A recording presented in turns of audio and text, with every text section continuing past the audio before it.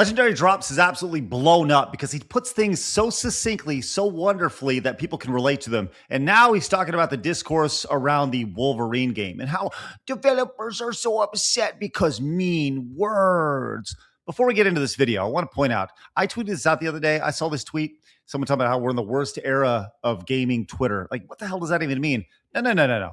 You're just hearing criticism for the first time in your positivity bubble. And I want you to think about that as we go through and we watch this video today, because I feel like very much that is what's happening. I've been watching you absolute heathens not give Sony a minute to breathe. You have been terrorizing them. And now with their upcoming game, Wolverine, and its trailers releasing and more things coming out, well, they just don't understand the backlash. They're completely confused, caught off guard. I'm seeing games journalists. I'm seeing game developers. I'm seeing Insomniac themselves scratching their heads. They're all in a panic. What's going on? Why are people acting like this? How could they act like this? How could you hate a game like this? You got people that are jumping to defend it saying, hey, you're not allowed to have an opinion about something that you haven't played yet. You need to buy this $70 game before you form an opinion on it. Actually, you know what? Scratch that. It's not even real. This is just the algorithms that are making people negative. That's the whole reason all of this is happening. Great idea, by the way. Just go ahead and discount everybody's anger and try to pretend like it's not even real and pretend that they're all too stupid to realize that they're being manipulated by internet algorithms and none of their opinions actually matter. I'm going to go back to my sweet little tweet here. Yes, of course. They're just hearing criticism for the first time. And that's what they're getting right now. And you've seen this over and over again with these developers. They said the PR director came out for Wolverine was like, man, I don't even know if I should even let my developers go on this godforsaken platform X. And we talked about this on our show this past week. The idea of X is wonderful for all the reasons why people hate it, because you have the ability to say whatever you want on the platform. You go back a few years ago, you could get banned for saying some of the things that people are saying now, but now people have the freedom to speak freely with free speech, free. It's wonderful. And that is damaging to these developers because they're hearing negativity. They're when things are put in front of an audience for the first time, all of a sudden they're going, whoa. This does not look very good right here. But I'll tell you what's amazing about this is when you see something awesome, the discourse is great. It's amazing how that works out because people are allowed to speak. And ultimately, it all is based on merit. If people agree with what you're saying, they will retweet it. They will share it. If they do not, they pass on. That's what I love about X in particular. It is a totally true merit-based platform. I love it. Let's continue. It's almost like months, if not now years, of the games industry just riding the audience as hard as they possibly can just doesn't exist to these guys. Like it all happens inside of a bubble, inside of a vacuum, like moment to moment, and then we just move on from it. Like it's a crop dusting. That's not what it is. You have physical media that's been going away. You have games that have been getting shut down. You have prices that are going up, whether it's the hardware or whether it's the games themselves. You have people that are locking trailers behind paywalls now for whatever reason. Dude, I cannot take any time off. I'm going to tell you that. You have slop games that are coming out, games that aren't even coming out finished. Sony made people ready to hate them. This industry made people ready to hate them. And I don't understand how people don't see that. So today, I'll tell you this, and I'm not going to watch the middle part of this video. I really want to key in on what he talks about at the end of the video because I'm pretty sure he's going to recap everything. But one thing that I think that most developers don't quite understand is that Wolverine, look, it is an amalgamation. It is literally everything that's happened. Whether it's a game like Concord over here, whether it's a game like Dustborn, these games all add up. They're all video games, and they're all lumped into the same thing. So when you see something that is not like those, it's not AAA slop, that is refreshing to today's gamer. That is refreshing to the true modern audience, the people that actually want to buy the game. So like it or not, is it fair? Probably not. Should your games be able to stand on their own? I wish that was the case, but here's the reality of it. Gamers have been beat over the head over the last 4, 5, 6, 7, 8, 10 years with just constant ass kicking. And they're tired of it. And that's what happens now. My fifis are hurt. Well, sorry, Wolverine. All right, let's skip ahead to the further in the video. pretend like Wolverine is existing outside of that. That's the whole point of this entire thing. It looks like damn near every other modern PlayStation exclusive that we've already played at this point. So I don't understand how people cannot read the room here. Players are just not putting up with any of their shit anymore. Any of the shit that this industry is trying to put their audience through. PlayStation, they made this audience. This anger, the cynicism, this weirdness that people are pointing out right now. And that only happens when people start feeling like this hobby is not being made for them. And even when it is, they can barely even afford to participate in it anymore. You know what I think is amazing here is you see Sony fanboys, like the whole classic meme of leave the billion-dollar company alone. The guy running after trying to attack all the commenters right here. We like the PlayStation, the Sony, the Nintendo fanboy. They're all insufferable. And here's the thing. I love Nintendo. I've always loved Nintendo. They have my heartstrings, right? But that doesn't mean I can't criticize them. And I feel like people are so blinded by their loyalty to the billion-dollar company that they refuse to actually see what's right under their nose.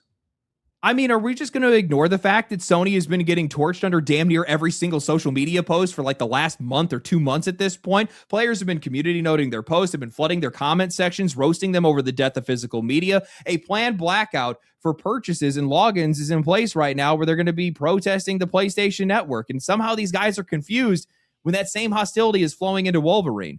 These people, this is the problem that I have with these guys. They treat every single decision in every single game like it's something that has to be judged in complete isolation. These guys cannot see the forest through the trees. Customers don't experience a company a decision at a time. They accumulate an experience. One thing pisses them off, then another, and then Sony comes back 6 months later and says, hey guys, are you excited for Wolverine?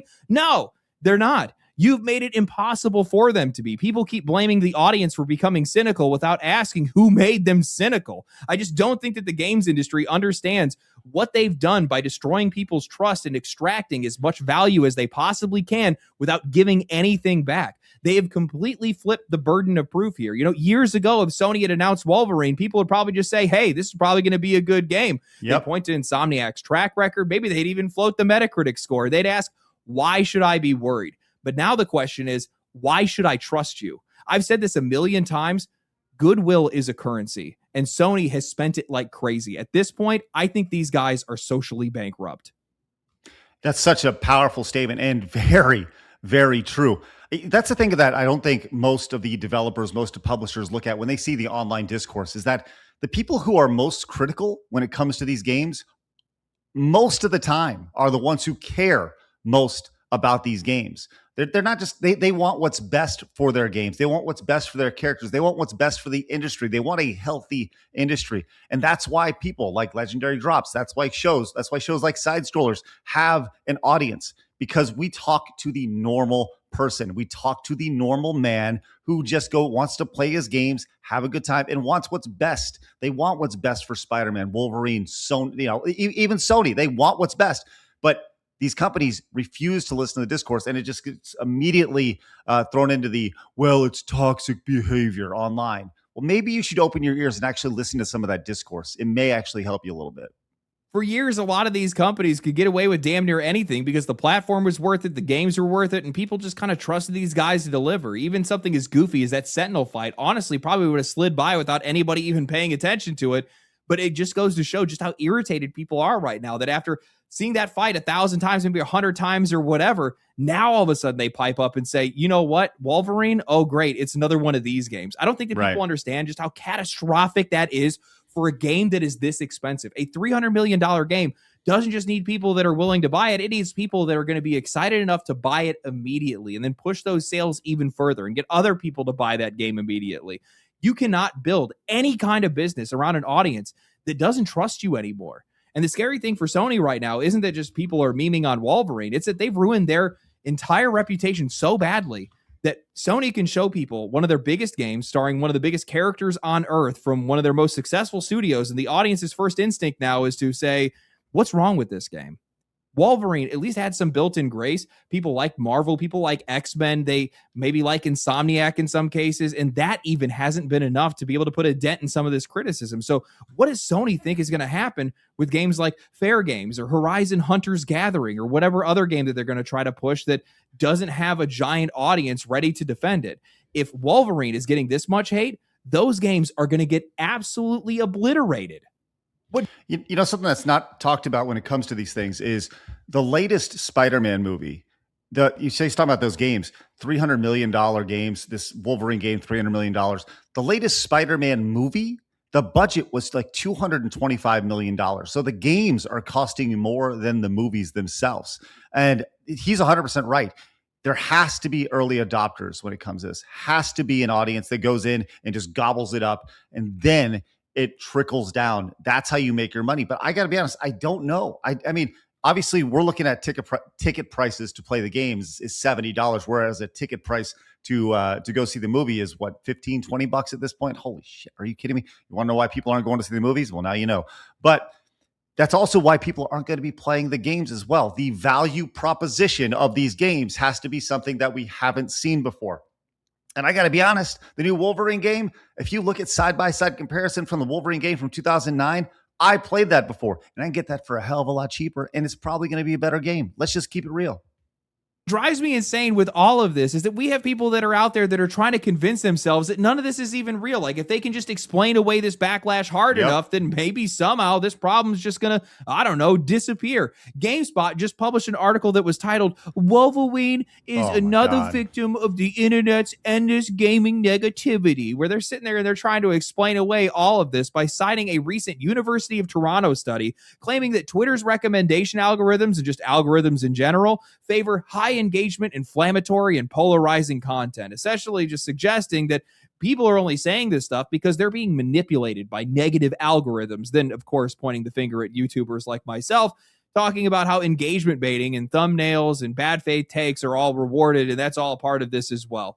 You know, the funny part is the study that these guys cited don't actually say anything that they're claiming. It was actually community noted over on Twitter. The study is talking about how people feel on social media. It wasn't something that was actually proving Twitter's algorithm is specifically boosting negative opinions just because they're negative.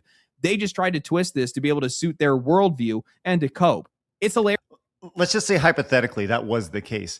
But I think it's just amazing how quickly the game journalist, like you look at GameSpot, we've seen this countless times where these outlets run to the defense of, well, look, the discourse on this is so negative. It's the gamer's fault. It's always the gamer's fault, not the developers, not the people putting out the product. It's the people who are supposed to pay the $70 or $80 to play the game. It's them. They are the problem because they are having the discourse online, that toxic discourse online. Give me a fucking break. It's so exhausting when it comes to this. And the reason, this thing that people don't realize, the reason why they run defense is because they want the opportunity to talk about that game early. If they run defense, it's all a game. It all works together. Those developers have PR agencies. Those PR agencies reach out to the outlets that only play nice. You think they're going to reach out to Legendary Drops and say, hey, you want to play the Wolverine game before it comes out? No. You think they're going to reach out to side scrollers? Hell no. Absolutely not. Because we're going to keep it real. And they don't like it. They like the fluffiness. They want the clouds and the rainbows, especially the rainbows. They want the rainbows and the butterflies. My God. And if you don't deliver that, you don't get the game early. That's like the biggest thing. When you look around, you see anybody who gets a game early at this point on the internet, you should probably be suspicious of.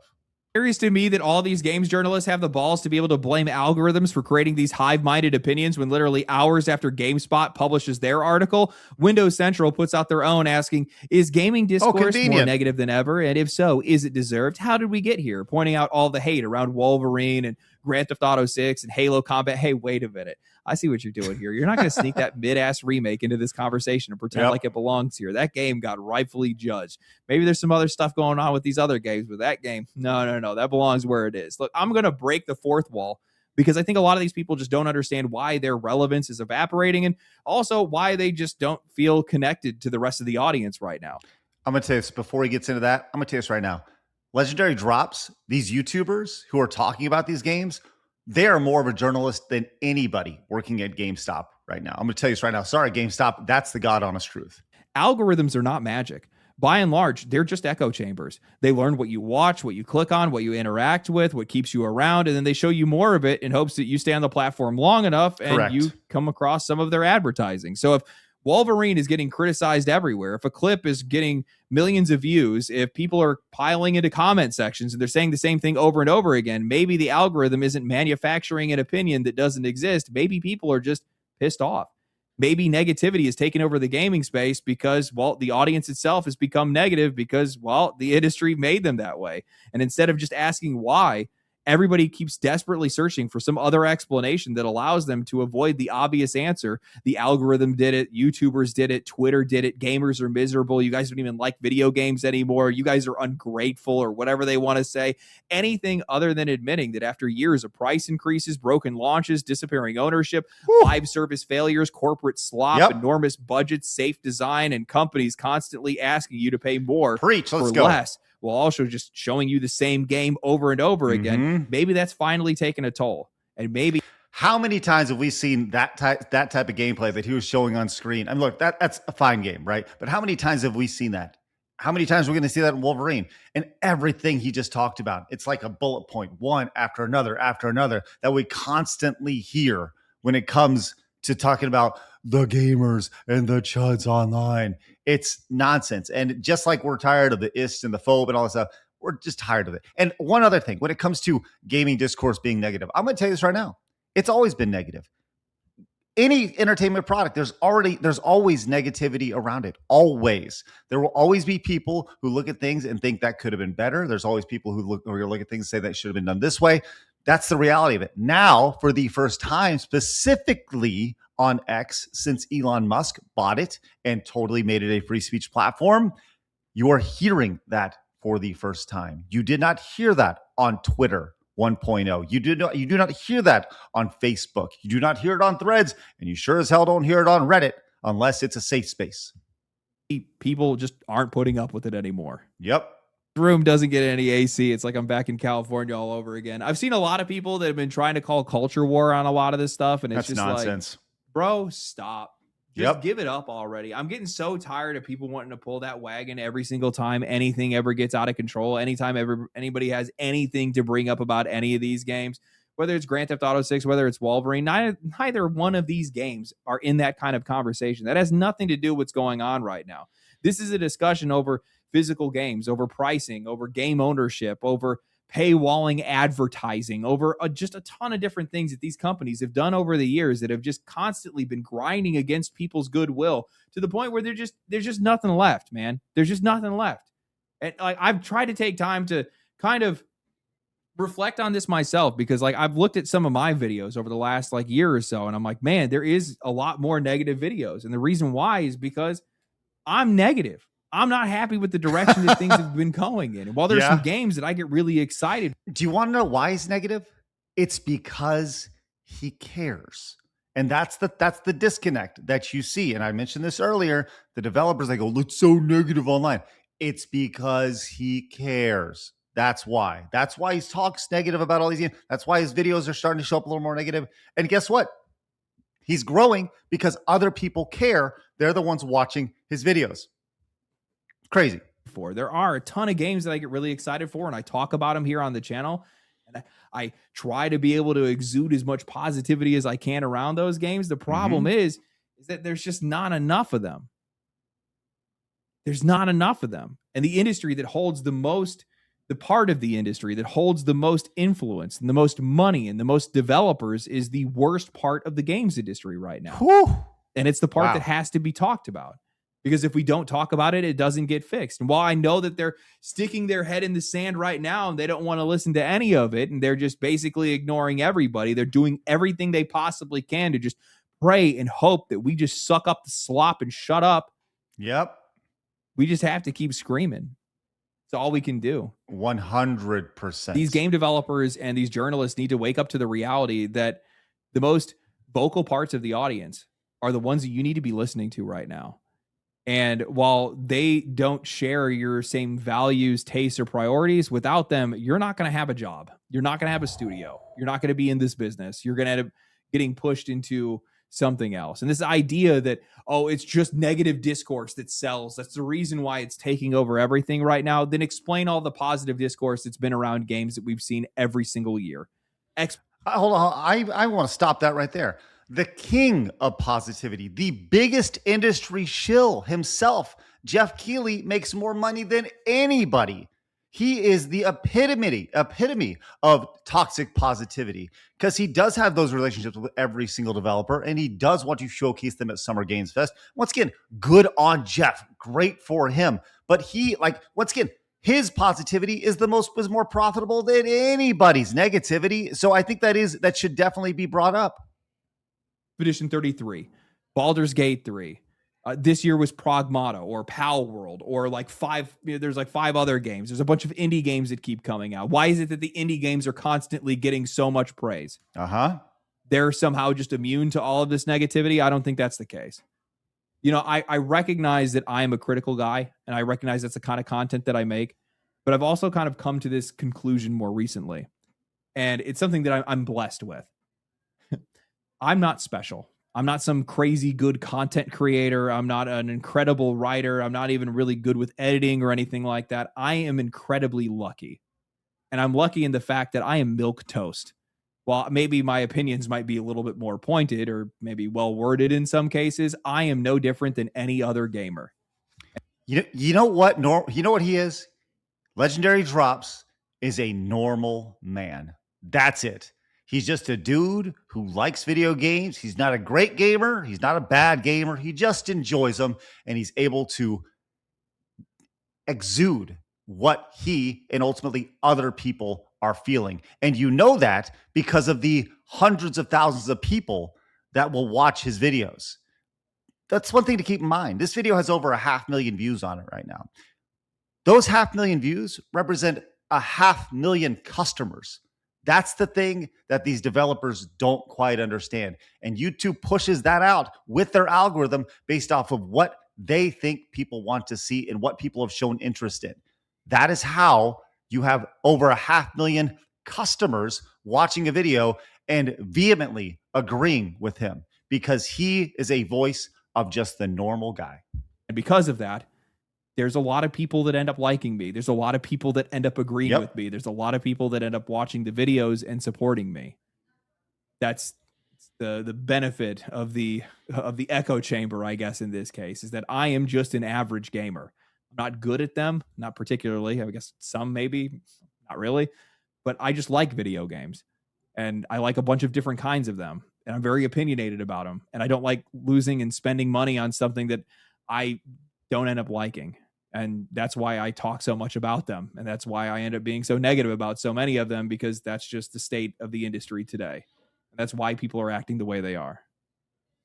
Anyway. That's awesome. Great stuff. Like, this video just has over 500,000 views. He just passed 500,000 subs. I mean, spectacular stuff. I encourage you, obviously, to watch the entire video, watch more of his stuff on his channel. Put a link down in the description. If you enjoy my reactions, make sure you hit the subscribe button. Got another video for you right here. We'll see you tomorrow.